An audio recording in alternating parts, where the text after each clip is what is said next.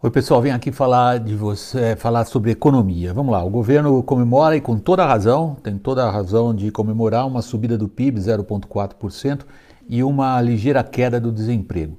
Considerando a recessão pela qual o Brasil vinha passando, realmente é boa notícia, vale a pena ser comemorado. O mercado também se surpreendeu, os resultados são acima do que a média das previsões dizia que aconteceria. Agora, a pergunta que todo mundo faz é essa essa tendência de crescimento, estamos entrando na estrada correta, a economia agora vai, isto é para valer, ou está todo mundo meio, machucado. As eleições do ano passado provocaram uma euforia inicialmente e no começo desse ano essa euforia rapidamente caiu, ficou até numa espécie de melancolia, com a economia patinando, estagnada. Será que agora vai? É o que todo mundo está na cabeça. Vamos dar uma espiada nos cenários, começando pelo cenário exterior. O exterior não é excepcionalmente favorável, mas também não é excepcionalmente negativo. O que tem de perigoso é a guerra comercial entre Estados Unidos e China. Ela abre para o Brasil algumas possibilidades pontuais, mas do ponto de vista geral, ela sinaliza uma desaceleração da economia mundial e isto, a médio prazo, evidentemente não interessa a ninguém, muito menos a nós que estamos em busca de mercados, ampliar nossas exportações e tudo mais. Outra questão importante é a Argentina. A Argentina está no calote de novo, está no default, 100 bilhões de dólares. As eleições mexeram profundamente com o humor dos mercados, no sentido negativo. O FMI está numa situação complicadíssima, armou o maior pacote de salvação de um país da história, que foi a Argentina, agora recentemente, para os argentinos entrarem mais uma vez com um pedido de moratória, de atraso no pagamento aos credores. O Brasil não é considerado no mesmo time da Argentina, naquilo que se refere à questão fiscal. Nós temos reservas externas sólidas que nos garantiram bastante bem, garantiram uma eventual corrida contra o real. Houve uma corrida contra o peso argentino ou contra a lira turca, por exemplo, mas a Argentina é o nosso principal ou um dos principais mercados de exportação. Se lá vai mal, há reflexos para nós. Não dá para dizer que a gente é completamente descolado do que acontece na Argentina. Agora, em linhas gerais, nós temos um cenário internacional com juros baixos, com uma tentativa de alguns governos, pasmem, não só os Estados Unidos, a própria Alemanha, falando em algum tipo de incentivo para favorecer o consumo. Há uma preocupação lá fora com uma desaceleração? Existe sim essa preocupação e se manifesta em vários ativos, como é que eles estão sendo negociados financeiros. Porém, não é um cenário, digamos assim, extraordinariamente preocupante, pelo menos no curto prazo. Agora, vamos falar da situação aqui, para a gente tentar estabelecer de que forma é possível responder essa questão, a questão na cabeça de todo mundo. Agora vai, é outro voo de galinha. O entusiasmo com esses últimos números positivos, ele tem razões de prevalecer, de permanecer. O que preocupa na economia brasileira? Ele preocupa basicamente a baixa taxa de investimento. A questão fiscal, vou colocar as duas em relação. O poder público no Brasil perdeu a capacidade de investimento. Ele só consegue fazer isso via parcerias com a iniciativa privada. Só consegue fazer isso se ele apresentar uma série de programas de concessões, de desestatização e de privatização. Ele está fazendo isso? Está. Esta é uma grande causa de otimismo. Porém, onde é que pega? Pega no lado jurídico e pega no lado regulatório e legislativo.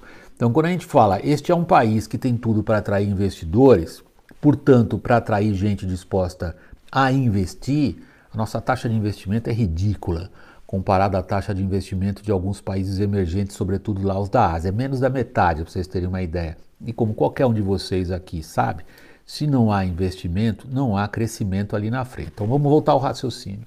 Para atrair esses investidores dispostos a colocar dinheiro e fazer a economia voltar a gerar de maneira mais expressiva prosperidade e renda, o governo oferece concessões ou oferece um programa de privatizações, porém, o que é que os investidores perguntam em contrapartida? Quais vão ser as regras do jogo, quer dizer, quanto tempo elas vão durar? Qual é o ambiente regulatório? Que medida ele atrasa ou facilita a atividade de empreendedores e, principalmente, em que velocidade que o governo é capaz de promover a sua própria agenda. Então, o governo reconhece que o crescimento da economia é lento e argumenta com a imagem do transatlântico, quer dizer, o Atlântico não muda de direção de uma hora para outra, o que importa é que ele muda de direção e uma vez que ele muda de direção ele prossegue. Mas, dado o fato de que esse país continua com perto de 12 milhões de desempregados, mais se a gente somar aqueles que trabalham na informalidade, mais aqueles que desistiram de procurar emprego, nós estamos falando de uma parcela substancial da população. É uma questão social, portanto política, relevante, e aí a questão da velocidade do transatlântico assume uma outra dimensão. Então, quando a gente fala numa agenda do governo positiva e que desperta nos investidores uma atenção muito grande, nós estamos falando sobretudo de velocidade, essa é a questão. Velocidade, por exemplo, na aprovação de uma reforma tributária, é o que está na cabeça de todo mundo. É possível simplificar os impostos no Brasil? É muito mais do que desejado, é necessário, é urgente, mas nós vamos conseguir? Aí a gente volta para o campo da política. Muita gente, aí é uma advertência, muita gente está confundindo reforma tributária com alívio da carga tributária. Prestem atenção, não vai haver alívio da carga tributária, por isso que eu estava falando da relação entre investimentos e problemas fiscais. Não dá para alívio da carga tributária com o peso da dívida, com o peso da questão fiscal que o país vive, particularmente quando a gente considera os outros entes da federação, os estados e os municípios. Então, muita gente tem grandes esperanças com uma reforma tributária porque acha que isto levará, via simplificação de impostos, a uma redução dessa nossa carga que está ali em volta dos 35% do PIB. Os economistas são unânimes e os que mexem com contas públicas também em afirmar que a reforma tributária, se sair, não significa imediatamente redução da carga tributária. Ao contrário, para setores como de serviços, por exemplo, significa aumento dessa carga tributária. Quando a gente põe o problema da reforma tributária na frente, que muitos investidores consideram essencial para que o ambiente de negócios melhore, e o Brasil está lá na rabeira como sempre, em comparações internacionais sobre o ambiente de negócios. Muitos investidores se perguntam qual a reforma tributária. O mundo político também se pergunta. Nós temos 3, pelo menos, aí na mesa sendo discutidas, e isso é uma questão de costura e de articulação política e de capacidade de colocar agendas, com o que a gente volta ao ponto sempre do qual a gente não consegue sair, quando a gente tenta responder, afinal de contas. O cenário que vem aí para a economia brasileira promete que a gente possa confiar quase de olhos fechados, digamos assim, num desenrolar, numa perspectiva mais estável, mais tranquila. A gente volta para o mesmo ponto de sempre, que é política. A reforma tributária é um bom exemplo disso.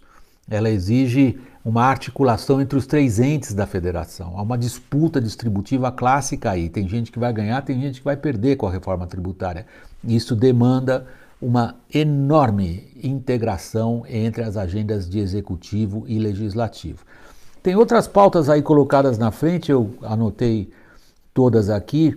Tive recentemente participando de um evento com o Salim Matar, que está na Secretaria de Privatizações e Desestatização, empolgado, é uma pessoa empolgada de natureza, mas muito mais empolgado ainda com a capacidade de levar isso adiante, mas ele mesmo reconhece também, para que as privatizações aconteçam, a venda das estatais, a redução do tamanho do Estado, de novo a gente cai na esfera política, a gente cai na necessidade de legislativo e executivo se entenderem. Em resumo, quando a gente tenta responder, como eu mesmo formulei essa pergunta aqui no começo desse vídeo, se depois desses números mais positivos, relativamente mais positivos, digamos assim, que a gente registrou nessas últimas horas, se a gente pode pensar agora vai, eu acho que a janela está aberta. Acho que a janela histórica para que as coisas comecem a acontecer no sentido que todo mundo espera está lá, mas não vai acontecer sozinho. Pessoal, muito obrigado, até o próximo vídeo.